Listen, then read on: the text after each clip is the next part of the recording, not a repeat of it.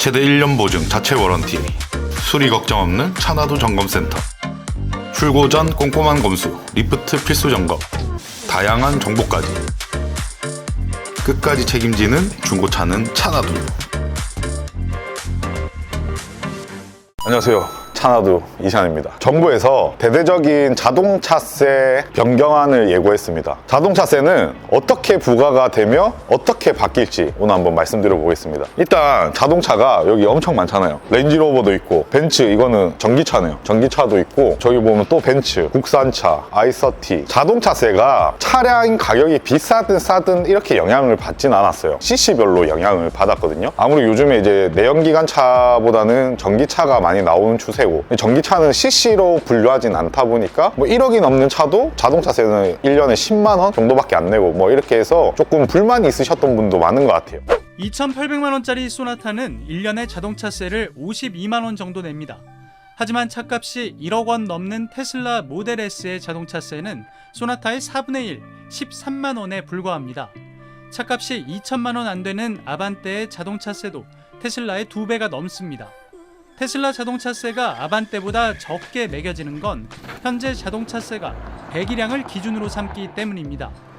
그래서 오늘 자동차세에 대해서 한번 파헤쳐 보겠습니다. 내용이 너무 방대하기 때문에 제가 핸드폰을 좀 보면서 말씀드릴게요. 중고차와 신차 상관없이 우리나라에서는 차량을 보유하고 있으면 내야 되는 세금이 있습니다. 정기적으로 1년에 2번 납부하게 되는데요. 그러면 자동차세 종류에 대해서 한번 알아보겠습니다. 첫 번째는 신차 구매 시 발생하게 되는 세금입니다. 이제 개별 소비세, 교육세, 부가가치세입니다. 이 세 종류의 세금은 중고차 구매 시에는 부과가 되지 않고 신차 구매 시 차량 금액에 따라서 부과하고 납부하게 됩니다. 또 중고차를 구매하실 때는 취등록세와 공채 매입비 같은 세금이 발생이 됩니다. 말씀드린 세금들은 매년 이렇게 납부하는 건 아니고 일회성으로 한번 이제 차를 구매하게 되시면 내는 세금입니다. 또한 자동차를 소유하고 계시면 납부해야 될 세금들이 또 있습니다. 바로 자동차세와 지방교육세입니다. 지방교육세는 자동차세에 포함돼서 나오고 1년에 2번 6월과 12월에 납부하게 됩니다. 자동차세를 2번에 걸쳐 납부하지 않고 1월에 미리 연납 신청을 해서 한꺼번에 내시면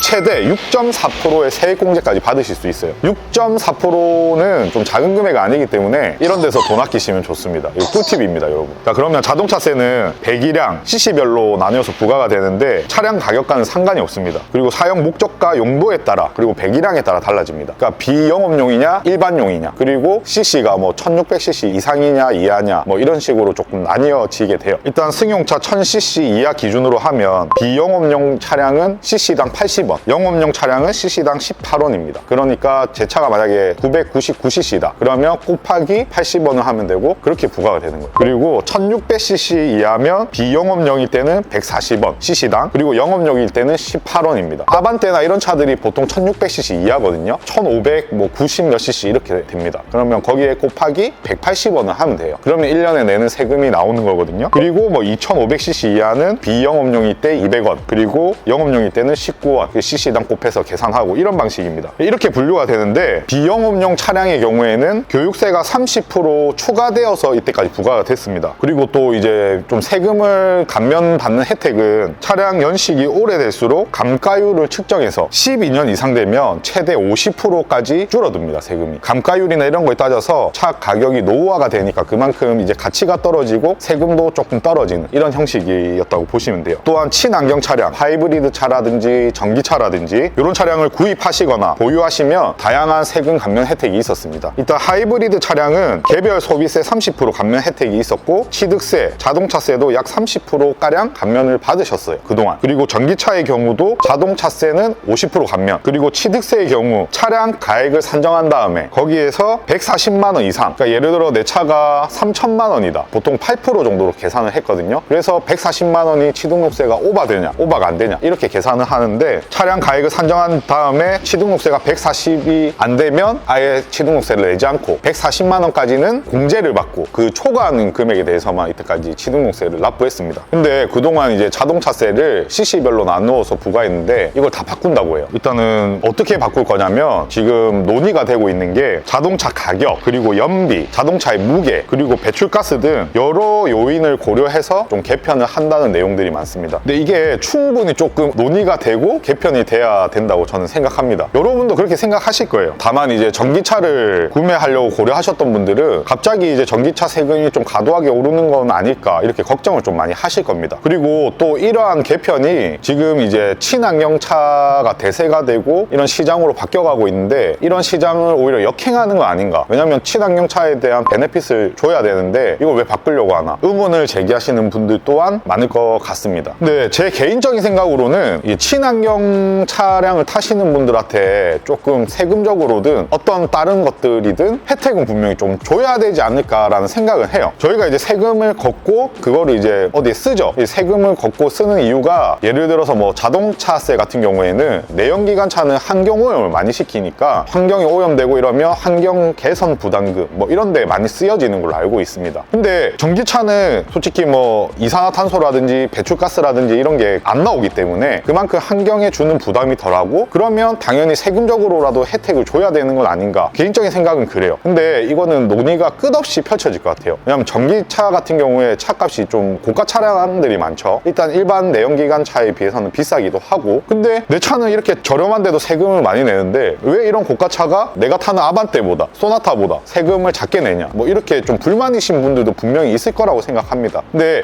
이번에 개편이 어떻게 될지 이제 논의가 시작된다고 하는데 전기차 자동차세가 조금 오를 것 같긴 합니다. 지금보다는 좀 오를 것 같은데 이게 뭐 차량이 비싸다고 좀 과도하게 올리거나 이런 거는 없어야 될 것 같아요. 그러면 전기차 살 때 부담이 확 되면 소비자들은 소비를 줄인단 말이에요. 그러면 그 전기차나 이런 게 구매로 안 이어질 수 있기 때문에 개인적으로는 좀 어떻게 될지 기대도 되고 또 악영향을 주지 않을지 생각이 되어지는데 구독자분들 생각은 어떠십니까? 댓글 달아주세요.